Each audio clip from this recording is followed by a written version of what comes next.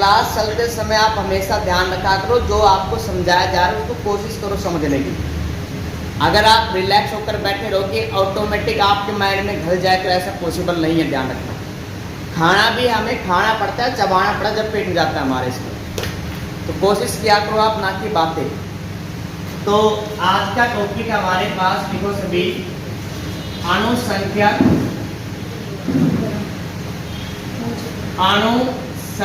के गुणधर्म, या हम कह सकते हैं गुणधर्मों में या गुणधर्मों के असामान्य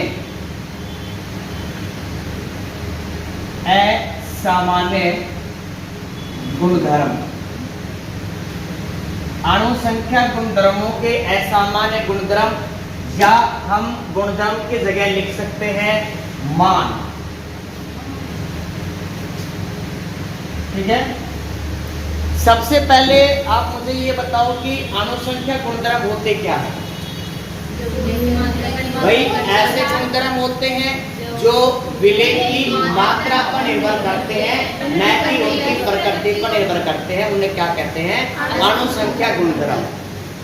किसी भी विलयन में जो विलेय है उसके दो मान होते हैं विलयन के अंदर। एक फर्स्ट हमारे पास होता है सैद्धांतिक मान, और दूसरा होता है प्रायोगिक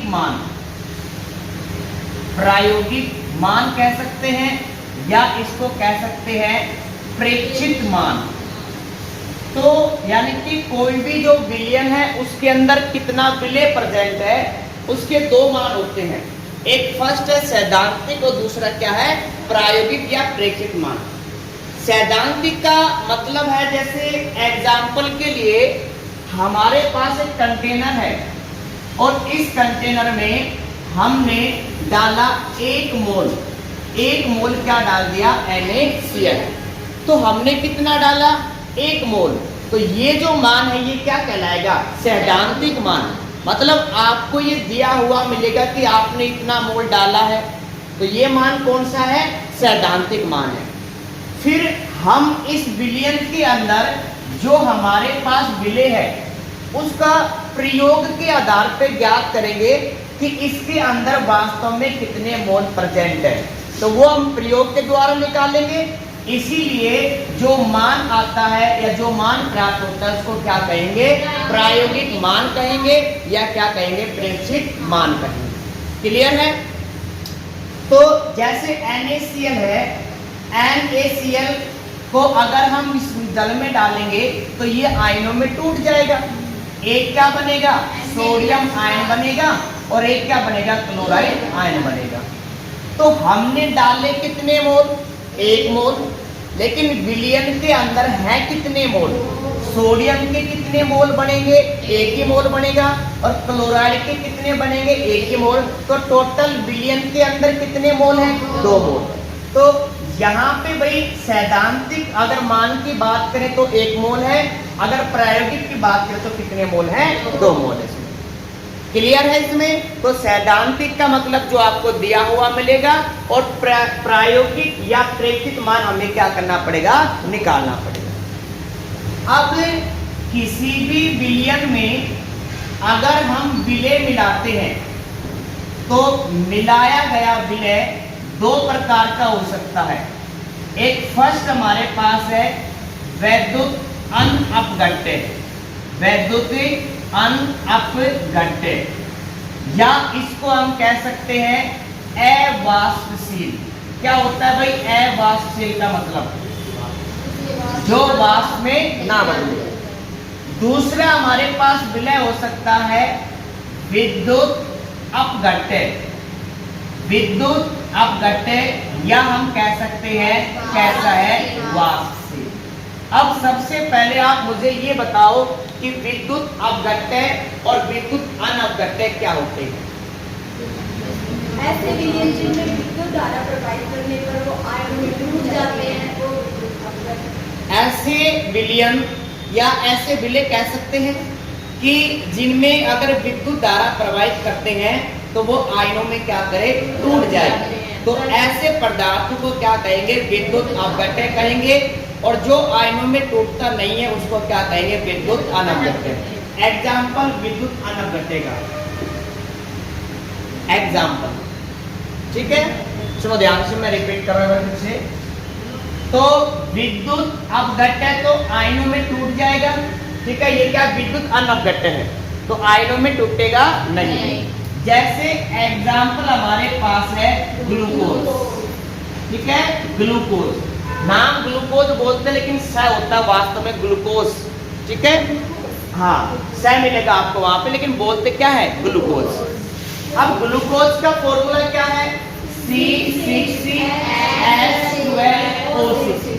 अब ग्लूकोज को अगर आप विलयन में डालोगे और विद्युत धारा प्रवाहित करोगे तो ये आयनों में नहीं टूटेगा। तो इसका मतलब ये कौन सा पदार्थ है, एक विद्युत अनपघट्य पदार्थ है। क्लियर है। इसी के साथ नेक्स्ट एग्जांपल है यूरिया। यूरिया का फॉर्मूला क्या होता है, NH2CONH2। यूरिया भी कैसा पदार्थ है, विद्युत अनपघट्य पदार्थ है। नेक्स्ट शर्करा, शुगर वगैरह है, उसका फॉर्मूला होता है C12H22O11। क्या होता है भाई, C12H22O11। जो शर्करा यानी कि जो शुगर होती है, ये भी कैसा है, विद्युत अनपघट्य पदार्थ। क्लियर है। नेक्स्ट हमारे पास विद्युत अपघट्य पदार्थ में क्या हो जाएगा भाई, NaCl, KCl। मतलब जितने भी लवण होते हैं वो सारे के सारे आयनों में टूटेंगे। अब बहुत सारे हैं भाई potassium sulphate, potassium chloride, potassium इसमें ब्रोमाइड, सारे के सारे लवण इसमें। तो जितने भी हमारे पास लवण होते हैं वो क्या होते हैं, विद्युत अपघट्य पदार्थ होते हैं। क्लियर इसमें। अब अगर हमारे पास एक कंडीशन ऐसी है कि हमने जब विलयन बनाया तो हमने विलय कौन सा लिया, विद्युत अनपघट्य लिया। क्या लिया, विद्युत अनपघट्य। तो विलयन बनाने के लिए अगर विलय के रूप में हमने विद्युत अनपघट्य, जैसे एग्जांपल ग्लूकोज को लिया, तो अब मुझे ये बताओ ग्लूकोज के कितने मोल है, एक ही मोल है। कितने मोल है, एक ही मोल है। और अगर ये इसको विलयन बनाते हैं तो इनमें डालेंगे तो क्या ये आयनों में टूटेगा, क्या नहीं, तो भी कितने मोल रहेंगे, एक ही मोल। तो इस विलयन के लिए यानी कि ऐसे विलय जो विद्युत अनपघट्य है, उसके लिए सैद्धांतिक मान कितना है, एक ही है। प्रायोगिक मान कितना है, एक ही है। तो विद्युत अपघट्य के लिए जो सैद्धांतिक मान और प्रायोगिक मान हमेशा कैसा होता है, बराबर होता है। अगर मैंने ग्लूकोज के कितने मोल डाले, 2, तो विलयन में कितने मोल रहेंगे, 2 मोल रहेंगे। क्लियर है। तो एक नोट डाल के हम लिख सकते हैं कि अवाष्पशील विलय युक्त विलयन के लिए सैद्धांतिक मान और प्रायोगिक मान कैसे होते हैं, बराबर होते हैं। तो पहले आप ये लिखो इसमें, ठीक है, हेडिंग डालो इसमें सिर्फ इसमें फर्स्ट सैद्धांतिक मान, प्रायोगिक मान। फिर विलय 2 प्रकार के हैं, इनके एग्जाम्पल क्या है वो लिखो आप जल्दी, फिर आगे चलते हैं। और इसके बाद एक नोट डालना है इसमें, जो आपको अभी बताया इसमें कि विद्युत अनपघट्य युक्त विलयन के लिए सैद्धांतिक मान और प्रायोगिक मान कैसे होते हैं, समान। नोट लिखो आप सभी कि विद्युत अनपघट्य विलय युक्त विलयन के लिए सैद्धांतिक मान व प्रायोगिक मान सदैव समान होते हैं या बराबर होते हैं।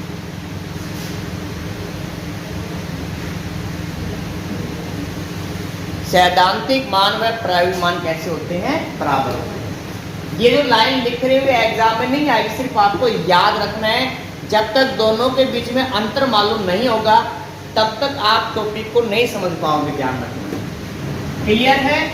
तो यहाँ पे आज हम पूरे लेक्चर में उन विलयन को पढ़ेंगे जिनमें मिलाया गया जो विलय है वो कैसा है, विद्युत अपघट्य है, यानी कि विद्युत अपघट्य का मतलब आयनों में टूटेगा। ध्यान दो भाई आप सभी। जैसे फर्स्ट हमारे पास एक एग्जाम, ध्यान दो भैया, क्लास डिस्टर्ब हो, ध्यान दो यहाँ पे आप, ठीक है? अब नहीं आएगा कॉल, मैंने बंद कर दिया है। तो वांट ऑफ गुणांक दिया, अब इसका मान कैसे निकालेंगे सुना ध्यान से। तो वांट ऑफ गुणांक यानी कि आई का निकालने का फॉर्मूला होता है इसमें कि या तो जो विलेय पदार्थ है उसका क्या होगा, वियोजन, या उसका क्या होगा, संयोजन। तो वियोजन या संयोजन के बाद विलेय की संख्या या विलेय के मोल, इसमें यानी कि विलयन में डालने के बाद जो आपके पास विलेय है या तो संगुणन हो जाएगा या उसका वियोजन हो जाएगा, उसके बाद कितने आपके पास उसके मोल है। और इसके नीचे क्या होगा, वियोजन या संयोजन से पूर्व किसके, विलेय के जो संख्या है, इन दोनों का अगर मान रख दोगे तो उसके लिए क्या निकल के आएगा, वांट ऑफ गुणांक का मान निकल के आएगा। क्लियर है? वांट ऑफ की मतलब जो वांट ऑफ है इसका जिक्र क्यों हुआ, क्योंकि हमारे पास उसके सैद्धांतिक मान और प्रायोगिक मान बराबर नहीं आ रहे थे, इसीलिए वांट ऑफ ने गुणांक दिया, जिसको क्या कहते हैं, वांट ऑफ गुणांक कहते हैं। कैसे निकालोगे इसका मान? इसका मान वियोजन के बाद या संयोजन के बाद विलेय की संख्या और वियोजन से पूर्व या संयोजन से पूर्व विलेय की संख्या। जैसे एग्जाम्पल के लिए हम इसके लिए निकालना चाहते हैं वांट ऑफ गुणांक का मान निकालेंगे, तो हमारे पास I इज इक्वल टू क्या होगा भाई, वियोजन या संयोजन के बाद विलेय की संख्या। तो यहाँ पे क्या हुआ है, संयोजन हुआ है। कितने मोल है इसके अंदर, एक। कितना है, एक। तो यहाँ पे आ गया एक। लिए कितने थे आपने, दो, तो ये हो गया 1/2, जिसको कह सकते हैं 0.5। क्लियर है?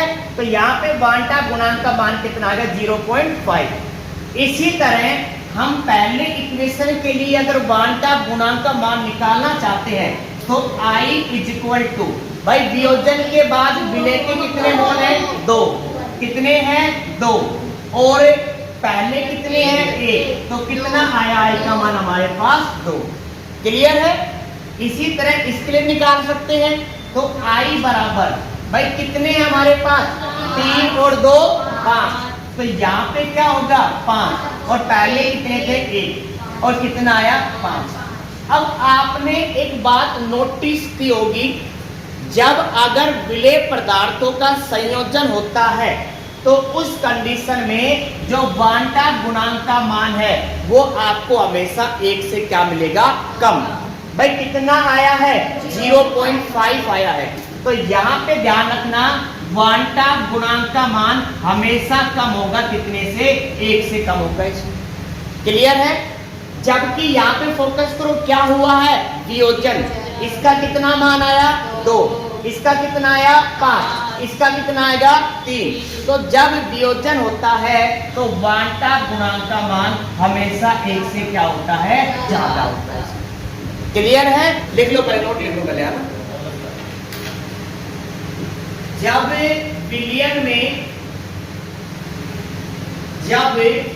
विलयन में विलेय पदार्थों का, हाँ, विलेय पदार्थों का वियोजन होता है, वियोजन होता है, तो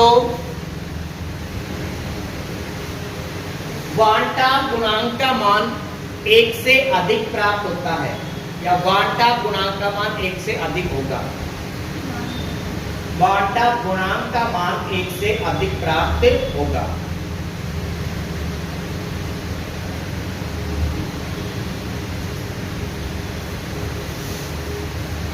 सेकंड लिखो, इसी में लिखो, इसी में लिख सकते हो आप।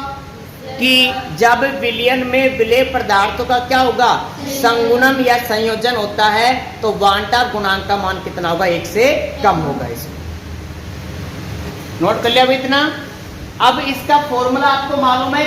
आज इसका एक दूसरा फॉर्मूला और होता है वांटा गुणांक ज्ञात करने का। इसमें जब आपके पास किसी भी विलेय पदार्थ का अणुभार दिया गया है, तो उस कंडीशन में आप कैसे वांटा गुणांक का मान निकालोगे, तो उस समय इसका फॉर्मूला होगा सैद्धांतिक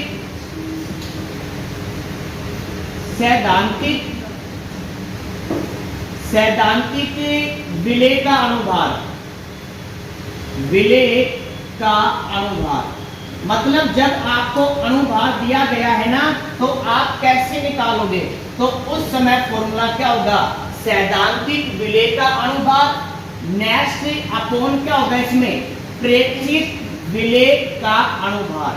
यानी कि आप दो तरह से I का मान निकाल सकते हो, या तो अगर मोलों की संख्या दे रखी है तो निकाल सकते हो, या अगर आपको उसका अनुभार दे रखा है तो आप निकाल दोगे। कैसे निकालोगे, सैद्धांतिक विलेय का अनुभार आपको क्या होगा, प्रेक्षित विलेय का अनुभार। अब जल्दी से आप इनको नोट करो, फिर करेंगे इनके न्यूमेरिकल करेंगे। वर्ड आता है हमारे पास वियोजन की मात्रा। क्या होती है बताओ मुझे आप सभी। वियोजन की मात्रा, ठीक है। 11th क्लास का टॉपिक है, नहीं आता है तो सुनो ध्यान से। वियोजन की मात्रा को हम किससे डिनोट करते हैं, अल्फा से, ठीक है। अब किसी भी विद्युत अपघट्य के लिए हम वियोजन की मात्रा कैसे ज्ञात करेंगे, और इसी के साथ साथ जो वियोजन की मात्रा यानी कि अल्फा है और जो हमारे पास वांटा गुणांक आई है, उसमें क्या संबंध होता है, इसमें क्लियर है, समझना ध्यान से भाई। से हमारे पास अभिकारक है AN। AN का मतलब भाई Cl2 हो सकता है, N2 हो सकता है, कुछ भी हो सकता है। यहाँ पे जब इसको विलयन में डालोगे तो आपको कितने A मिलेंगे, Na मिलेंगे। मतलब क्या है, जैसे मैंने Cl2 लिया तो विलयन में डालूंगा तो मुझे कितने Cl मिलेंगे, 2 Cl मिलेंगे, ठीक है। इसी तरह N का मतलब क्या है, कितने बनेंगे, और ये N का मतलब क्या है, आपने कितने लिए हैं। अब जब अभिक्रिया हमने स्टार्ट की तो उस समय हमने इसके कितने मोल लिए, 1 मोल। कितने मोल लिए, 1 मोल। तो हम यहाँ पे लिख सकते हैं कि प्रारंभिक मोल हमारे पास कितना है, 1। भाई जब हमने अभिक्रिया स्टार्ट ही नहीं की तो क्या उत्पाद बनेंगे, क्या नहीं बनेंगे। तो जब अभिक्रिया स्टार्ट नहीं की तो इसके कितने मोल होंगे, 0। क्लियर है। फिर अभिक्रिया स्टार्ट होगी तो क्या बनेंगे, उत्पाद बनेंगे। और एक साम्य अवस्था आती है। क्या होती है साम्य अवस्था, मतलब ऐसी स्थिति होती है जिसमें अभिकारक क्या बनाएंगे, उत्पाद, और उत्पाद क्या बनाएंगे, अभिकारक। उसको क्या कहते हैं, साम्य अवस्था। जब साम्य अवस्था आती है तो हमारे पास इस 1 मोल अभिकारक में से अल्फा अणु टूट गए। अल्फा का मतलब कुछ भी टूट सकते हैं भाई, 2, 3, 4 कितने भी टूट सकते हैं। तो अल्फा अणु टूटे तो मेरे पास बचा कितना, मुझे ये बताओ, 1 माइनस अल्फा। भाई जैसे मैंने 10 लिए और 5 टूट गए तो कितने बचे, 10 माइनस 5। क्लियर है। कितने बने, अल्फा, तो बचे कितने, 1 माइनस अल्फा। क्लियर है। अब टूटे कितने थे, अल्फा, तो ये अल्फा कितने हो सकते हैं, n। जैसे Na का अगर आपने 1 मोल लिया है तो आपको 1 मिलेगा। अगर आपके 2 लिए हैं तो यहाँ पे क्या मिलेगा, 2। आपने कितने लिए, n, तो कितने अल्फा मिलेंगे, n। क्लियर है। ये हमारे पास कौन सी स्थिति है, साम्य अवस्था इसमें। क्लियर है यहाँ पे इसमें। अब हम बात करेंगे विलेय पदार्थ के, विलेय पदार्थ के वियोजन के बाद मोल। भाई वियोजन के बाद मतलब कितने मोल बचे हैं। अब आप एक बात सुनना इसमें ध्यान से भाई। एग्जाम्पल के लिए मैंने NaCl के कितने मोल लिए 10 में से केवल 7 Na टूट गए। जब 7 Na टूटेंगे NaCl तो कितने Na मिलेंगे हमें 7 और कितने ही Cl मिलेंगे 7। अब टूटे कितने 7 लेकिन बचे हुए कितने अभी भी 3, लेकिन वो कहाँ है विलयन के अंदर ही तो है। भाई मैंने NaCl के कितने मोल डाले 10 इसके अंदर डाल दिए जिसमें से 7 टूट गए और 7 बच गए 3 बच गए। 3 कहाँ पे हैं वो विलयन के अंदर है यानी कि 3 NaCl ऐसे के ऐसे हैं। इसी के साथ 7 Na प्लस मिले और 7 क्या मिले Cl माइनस। अब मुझे बताओ विलयन के अंदर कुल कितने मोल हैं। NaCl के कितने मोल हैं 3, Na प्लस के कितने हैं 7 और Cl के कितने हैं। ऐसा थोड़ी ना है जो NaCl है वो बाहर निकल गया। क्लियर है इसमें। इसी बात सुनना ध्यान से, इसी चीज को मैं इससे जोड़ रहा हूं इसमें। मैंने मोल कितने लिए 1 मोल, टूटे कितने अल्फा, तो बचे कितने 1 माइनस अल्फा। अब विलयन के अंदर दोनों चीजें हैं।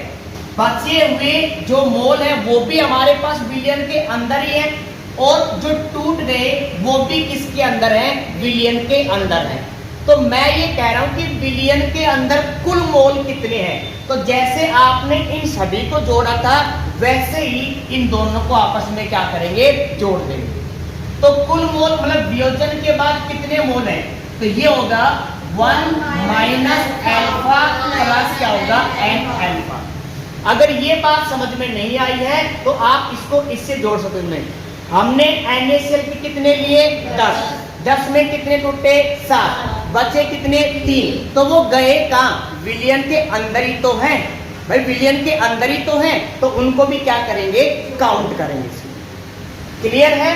अब ये तो हमारे पास क्या था वियोजन के बाद मोल। अब इसके बाद लिखेंगे विलेय पदार्थ के वियोजन से पूर्व, मतलब जब वियोजन नहीं हुआ था तो आपने कितने मोल लिए थे 1 ही तो मोल लिया था इसका। तो वियोजन से पूर्व कितने मोल थे 1 मोल। अब हमें क्या निकालना है वांटा गुणांक।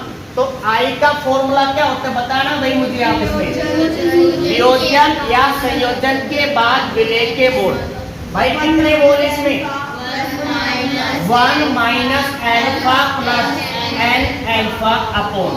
ठीक है। वियोजन से पूर्व कितना था 1 ही तो था तो हमने क्या लिखा यहाँ पे 1 लिखा। ठीक है।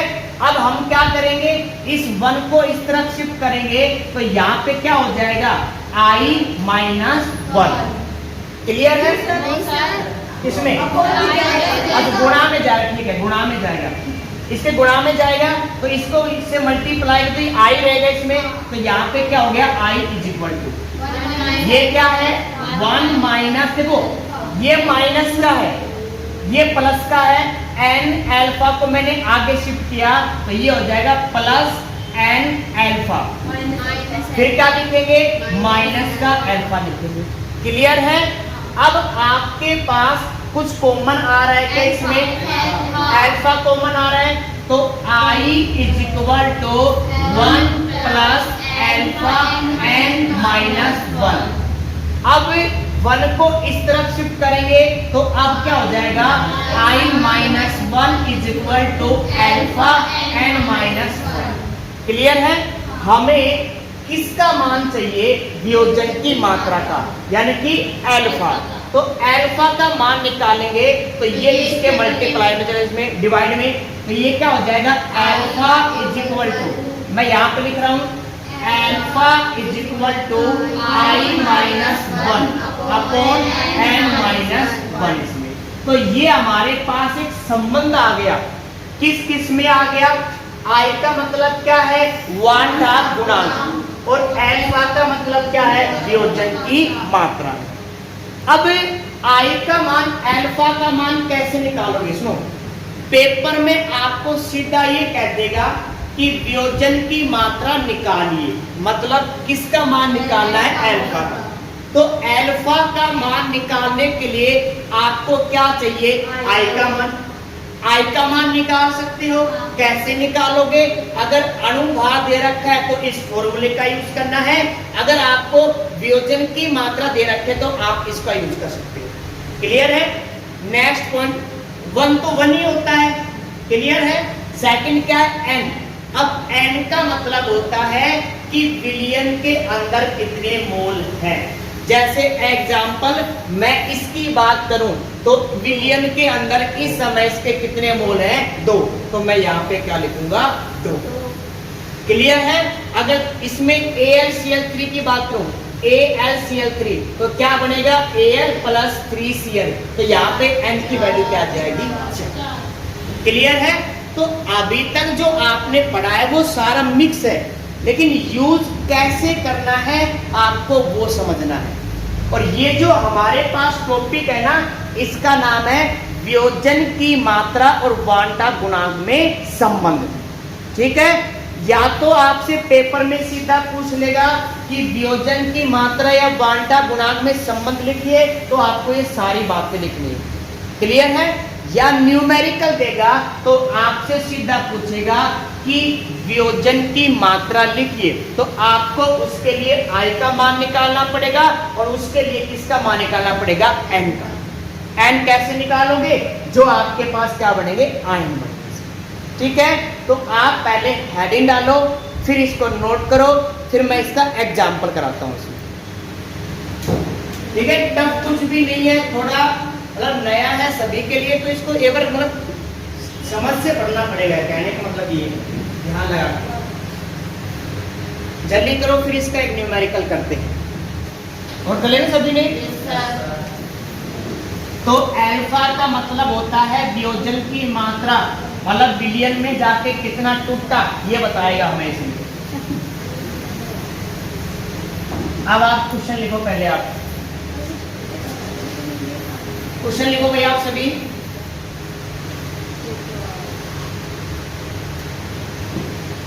जीरो 0.3 ग्राम 0.3 ग्राम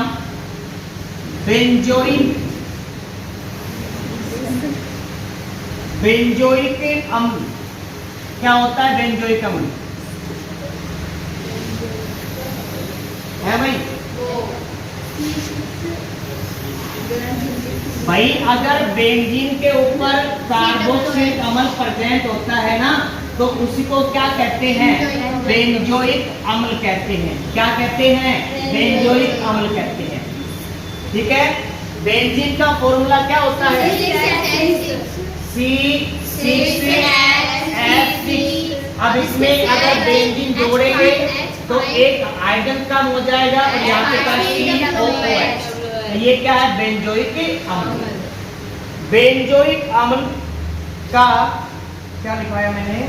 ये नहीं लिखना है, दूसरा लिखवा दो। देखो इसका, देखो भाई क्वेश्चन फिर से। लिथियम क्लोराइड का 0.413% जलीय विलयन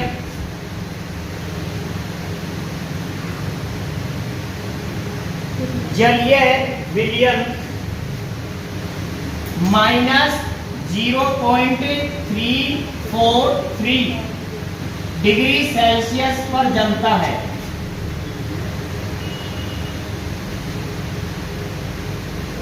माइनस का 0.343 डिग्री सेल्सियस पर जमता है। लवण की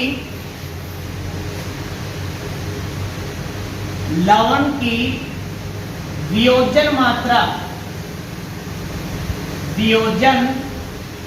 मात्रा की गणना कीजिए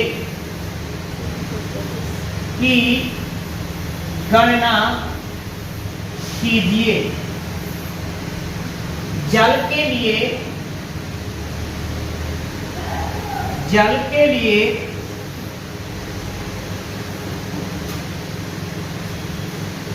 KF का नाम क्या होता है?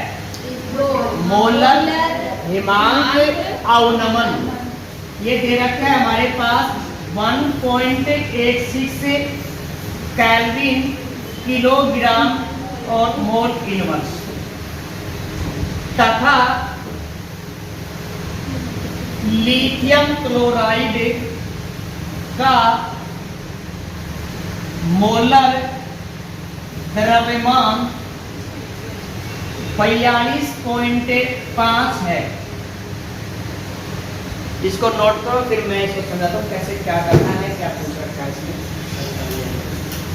देखो, सबसे पहले हमारे पास लिथियम का एक जलीय विलयन है और उसकी परसेंटेज दे रखी है 0.413%। जैसे कल समझाया था 2% NaCl का मतलब क्या है? 2 ग्राम। क्लियर है? तो यहाँ पे जो लिथियम क्लोराइड का विलयन है ना, उसमें लिथियम क्लोराइड का भार दे रखा है। कितना दे रखा है? 0.413। तो हम लिख सकते हैं लिथियम क्लोराइड का भार कितना है भाई? 0.413 ग्राम। क्या हो गया? हेलो,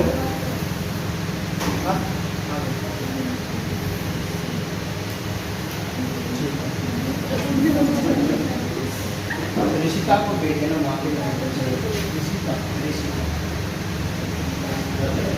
हाँ, घर पे भेज देना। क्लियर है? उसके बाद देखो, विलयन कितने पर जमता है? जमने का मतलब क्या दे रखा है? उसका हिमांक दे रखा है। लेकिन हिमांक को हम किससे रिप्रेजेंट करते हैं? TF से।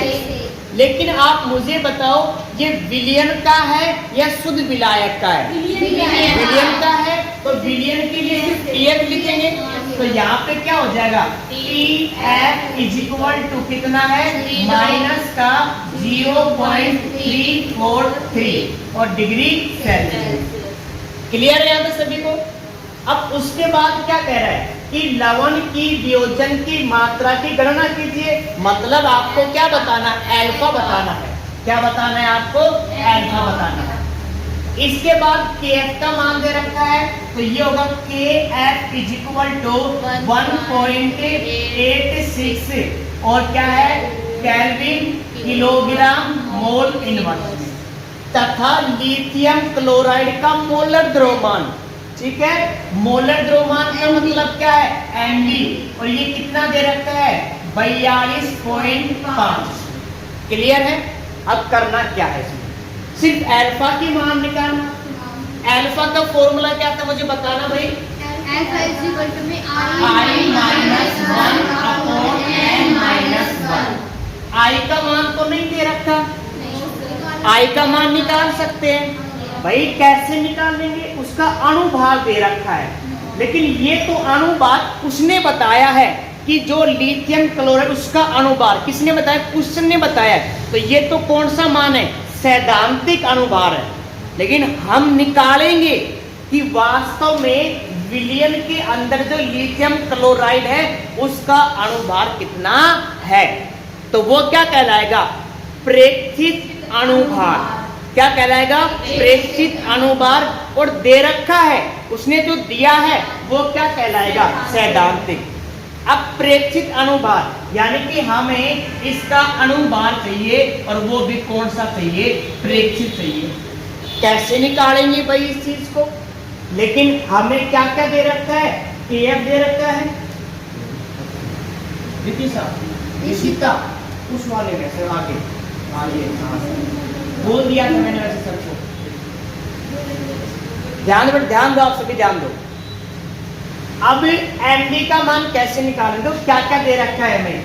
KF का मान दे रखा है, इसी के साथ उसका भार दे रखा है। तो आप मुझे फॉर्मूला बताओ हिमांक अवनमन का। क्या था फॉर्मूला?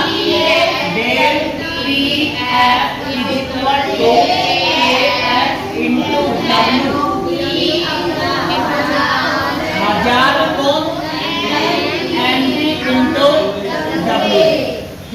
WA। क्लियर है?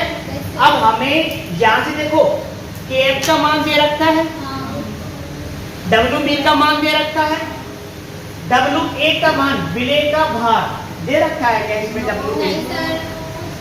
WA 100 हो जाएगा भाई। बिलियन कितना बनेगा? 100 बनेगा हमारे पास, निकाल लो इसमें। इसी के साथ मैं देखो MB तो हमें निकालना पड़ेगा, लेकिन इसके लिए हमें ये भी तो चाहिए डेल्टा TF, हिमांक में अवनमन।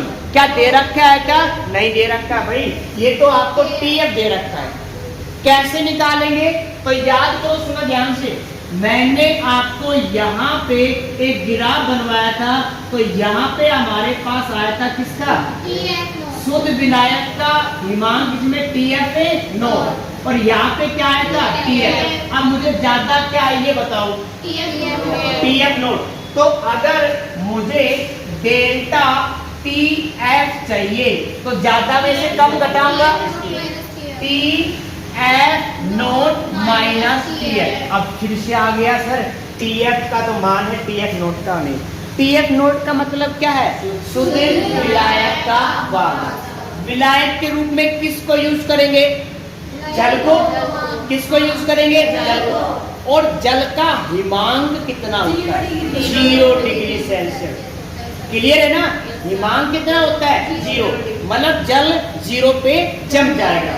तो हमारे पास डेल्टा TF नोट की वैल्यू कितनी है? 0 है। माइनस TF की वैल्यू बताओ? माइनस 0.343। क्लियर है? डिग्री सेल्सियस में। तो यहाँ पे डेल्टा TF की वैल्यू भाई माइनस माइनस प्लस, तो क्या आ गया? प्लस का 0.343 डिग्री सेल्सियस। क्लियर है? आपके पास देखो, हमें MB का मान निकाल, तो फॉर्मूला क्या हो जाएगा?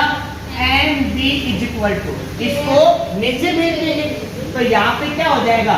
KF इंटू WB इंटू 1000, और नीचे क्या हो जाएगा? Delta TF into WA। क्लियर है?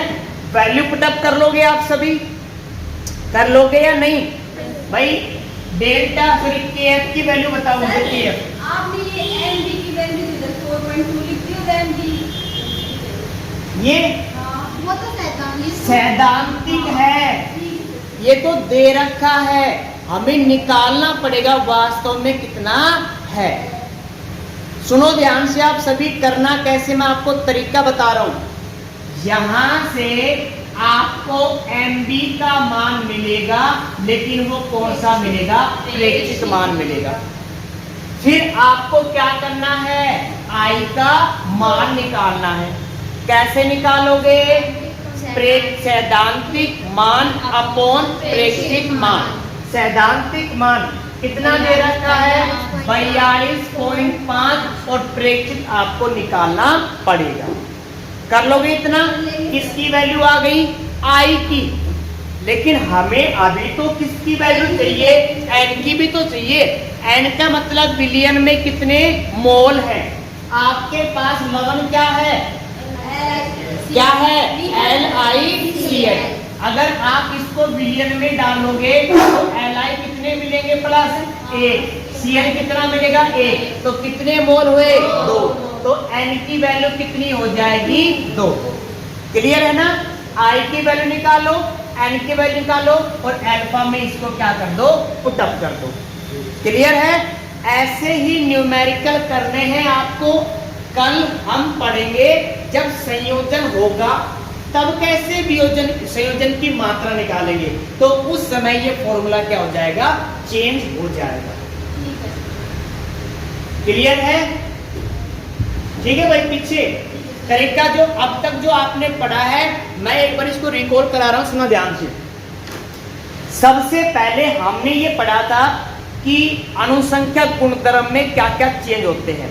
तो विलेय 2 प्रकार के होंगे, एक तो विद्युत अपघट्य या कैसे होंगे? वाष्पशील।